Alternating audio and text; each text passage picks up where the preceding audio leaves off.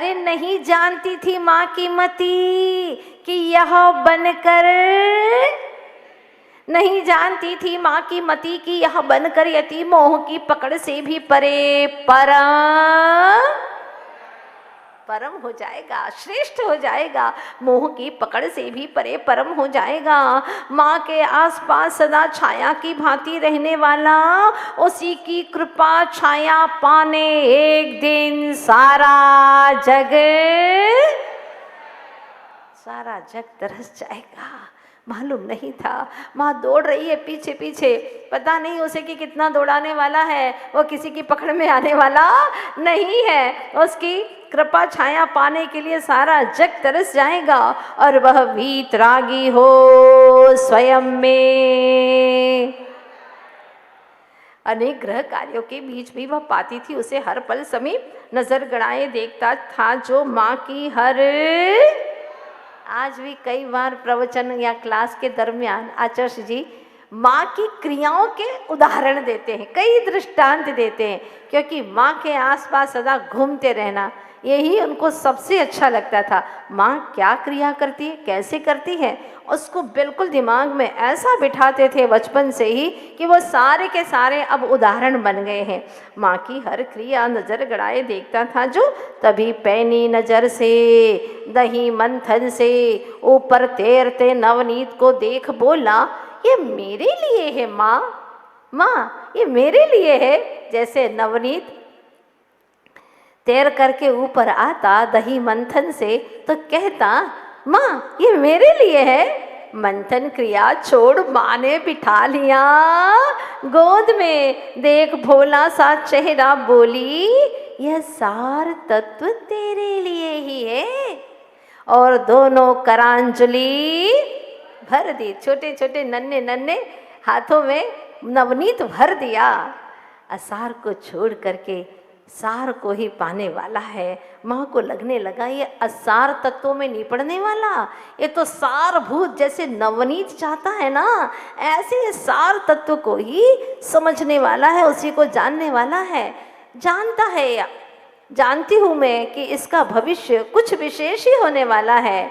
देखो ना, देखते ही देखते मकान खंडहर तो होना ही होना है, और भोजन विष्ठा में बदलना ही बदलना है, कपड़े एक दिन चिथड़े होना ही होना है, बर्तन एक दिन भंगार होना ही होना है, शरीर की एक न एक दिन राख तो होना ही होना है।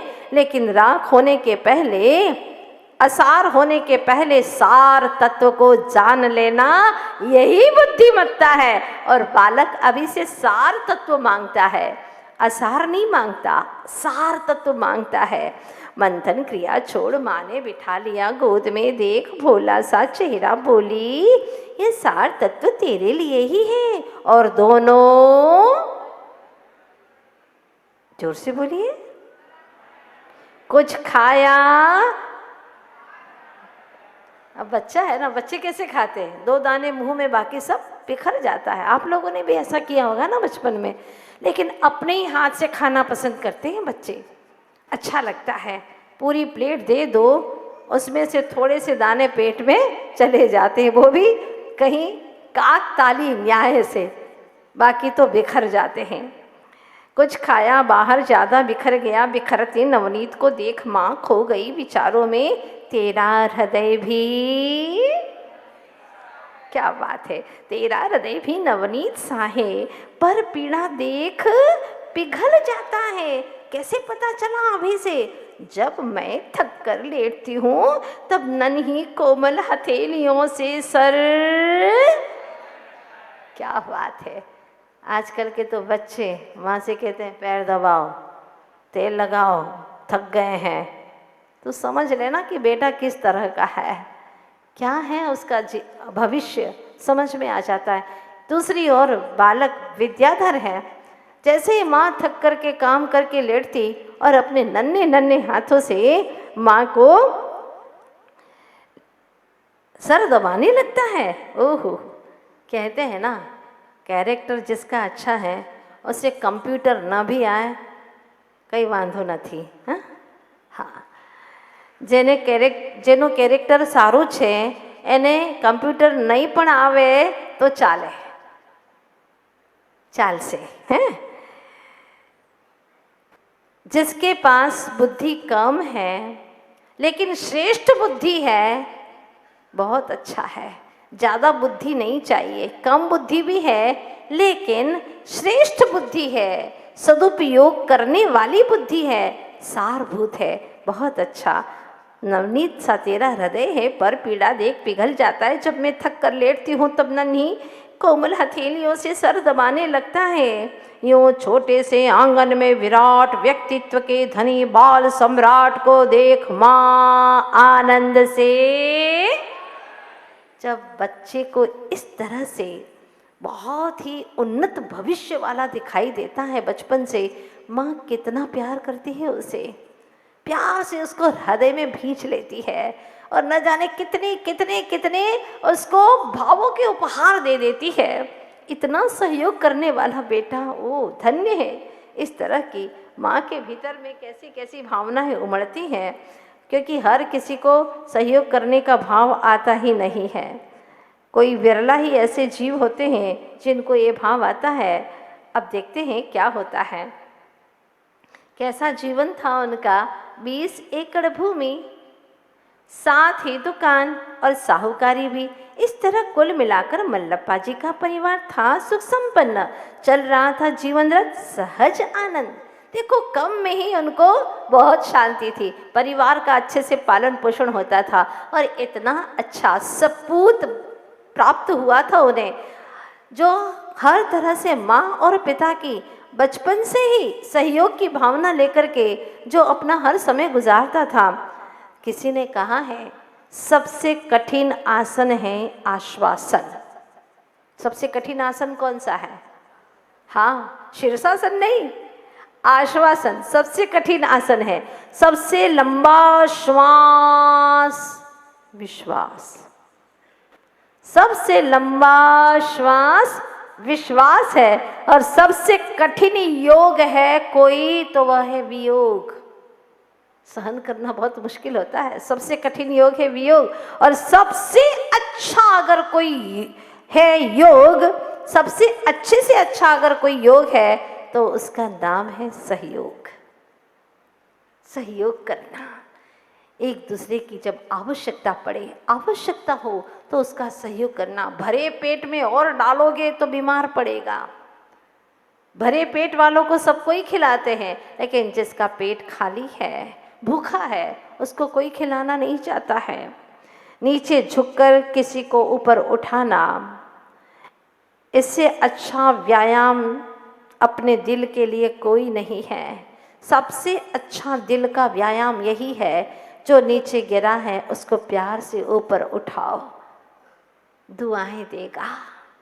बहुत अच्छी बात है। ऐसे थे बालक विद्याधर, बचपन से ही हर किसी को सहयोग करना। और जीवन भी कितना नैतिक था। माता पिता किस तरह से सात्विक जीवन व्यतीत करते थे, जिनके नैतिक संस्कारों की होती थी घर घर चर्चा, प्रतिदिन जिन मंदिर में करते थे।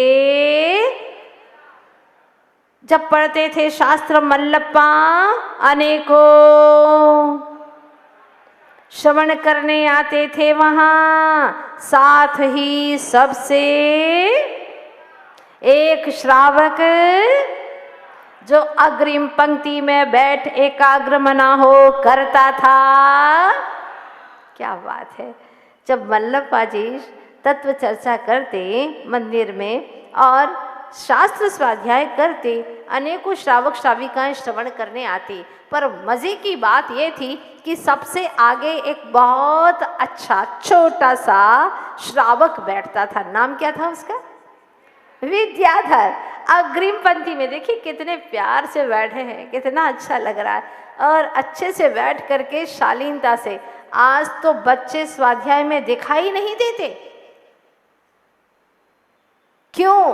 क्योंकि संस्कार ही नहीं है। क्या ऐसा ग्रंथ बच्चों को नहीं सुनना चाहिए? हर पृष्ठ पर शिक्षा देने वाला है। जैसे माँ बच्चों को डांट डांट करके स्कूल भेजती है, ऐसे ही डांट करके सत्संग में क्यों नहीं लाती? उसके भविष्य की कोई चिंता ही नहीं है तुम्हें, कोई संस्कार ही नहीं देना चाहते। धन्य है वे माँ श्रीमती और पिताश्री जो छोटे से बच्चे को भी स्वाध्याय में लेकर के जाते, और स्वयं की इतनी रुचि थी उनको, जो आज जगत गुरु आचार्य विद्यासागर जी महाराज हो गए। ऐसे संस्कार, एक संस्कार ऐसे डाले जाते हैं। फिर घर जाकर पिता के निकट पूछ लेता था कोई प्रश्न, समाधान मिलते ही कर लेता दूसरा सवाल।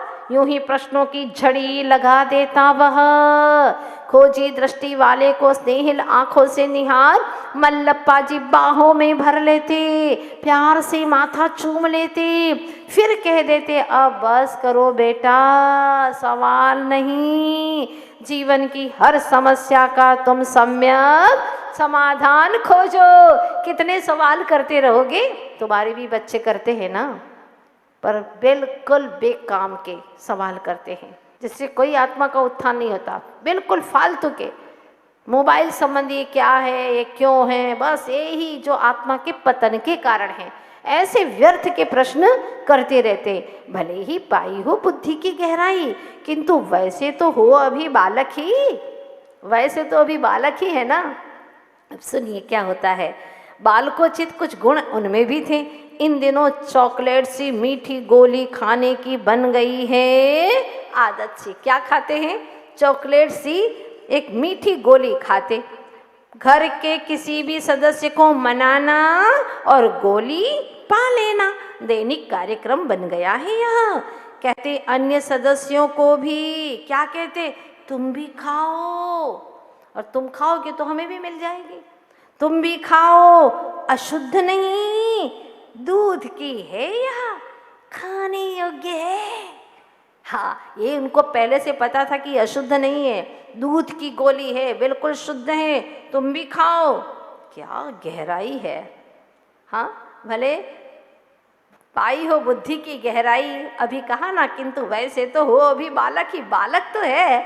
लेकिन दो पंक्तियां कहने को मन कह रहा है कि सागर नहीं समझता है, सागर नहीं समझ पाता है इतनी गहराई, सागर नहीं समझ पाता है इतनी गहराई, नील गगन भी छोटा लगता है इतनी ऊंचाई, है इतनी ऊंचाई।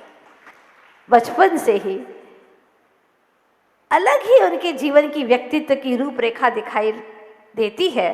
और लोगों से कहते, तब वे जो घर के लोग थे वो क्या करते, मुंह चलाकर यूं ही बता देते, देखो हम भी खा रहे हैं, देखो आप लोग भी बच्चों को ऐसे ही पटाते हैं ना, देखो हम भी खा रहे हैं, तुम भी खाओ।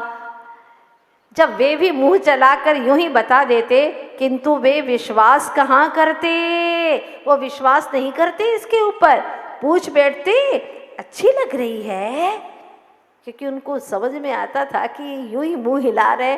फिर पूछते अच्छी लग रही है, पुनः वे चटकारे ले कहते बहुत अच्छी लग रही है, बहुत अच्छी।